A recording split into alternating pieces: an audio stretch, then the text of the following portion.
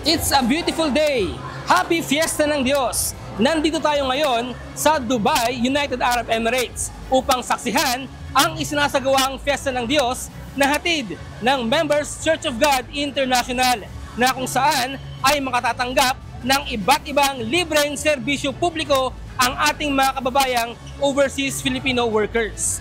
Dito sa aking likuran ay makikita ang pagdagsa ng ating mga kababayan upang magparehistro at upang maka-avail ng iba't ibang medical services at charitable works na mula sa Members Church of God International. Sa huling araw ng holiday sa UAE nitong Martes, sinamantala ng mga OFW mula sa iba't ibang bahagi ng bansa na makadalo at makisaya sa pagdiriwang ng Fiesta ng Diyos na kabilang sa programa ng MCGI Cares. Sabay-sabay na winagayway ang mga hawak na banderitas, kasabay ng isinagawang parada, pinangunahan ng mga kaanib sa Members Church of God International o MCGI ang pagtitipon bilang hudyat ng pagsisimula ng kasiyahan. Dito ay masayang tinanggap ang ating mga kababayan at maging ng ibang mga lahi upang mapaglingkuran at maabutan ng mga tulong. Si Lenegen, isang teacher sa Abu Dhabi, mahigit isang buwan nang walang trabaho. Aminado siyang malaking tulong ang mga grocery items na natanggap mula sa MCGI upang makapagpatuloy habang naghihintay sa ina-applyang trabaho. Sa sitwasyon ko ngayon kasi na-unemployed ako ng ilang like 1 month and 2 weeks. So mag-start ako this term 3. So malaking tulong talaga siya sa akin kasi wala pa akong sahod this month. So thankful ka kay Lord, thankful ako kay Ate Shea that I was invited here. Si Aling Rosemary naman, 17 years nang mananahi sa UAE. First time na ma-experience ang makadalo sa Fiesta ng Diyos at mabigyan ng mga libreng grocery items. Malaking tulong sa amin, lalo na mga OFW na maliit lang ang sahod, katulad ko, nagtitiis na lang para makatapos yung mga anak. Masaya nang maimbitahan ako dito.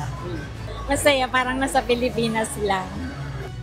Ngayon po wala kaming pasok, so malaking tulong po to dahil sa pang-araw-araw namin bilang OFW, dahil ito, kung bibilin mo sa grocery, magkano na rin po ito. Pangunahing handog ng MCGI ang serbisyong medikal at optikal, kung saan nasa 137 ang naserbisyuhan. 131 naman ang sumailalim sa free eye check-up at nabigyan ng libreng salamin sa mata. Nakapag-uwi naman ang 125 na OFWs ng libreng mga gamot at bitamina. Tumanggap din ang 120 na OFW ng random blood sugar testing habang 14 ang nagupitan ng libre. Umabot naman sa 467 na mga bisita ang nabigyan ng mga libreng grocery items gaya ng bigas, delata, itlog, kape at iba pa mula sa MCGI Free Store. Na-enjoy din ng ating mga kababayan ang pamimili ng mga damit at mga laruan mula sa libreng ukay-ukay. Pinilahan din sa pagtitipon ang mga libreng pagkain, gaya na lamang ng Pinoy delicacies na tukneneng, fishball, puto, kasaba at pastillas. Sa kabuuan, aabot sa 527 ang napaglingkuran at libreng tumanggap ng iba't ibang charitable works mula sa MCGI sa ginanap na Fiesta ng Diyos sa Dubai, United Arab Emirates.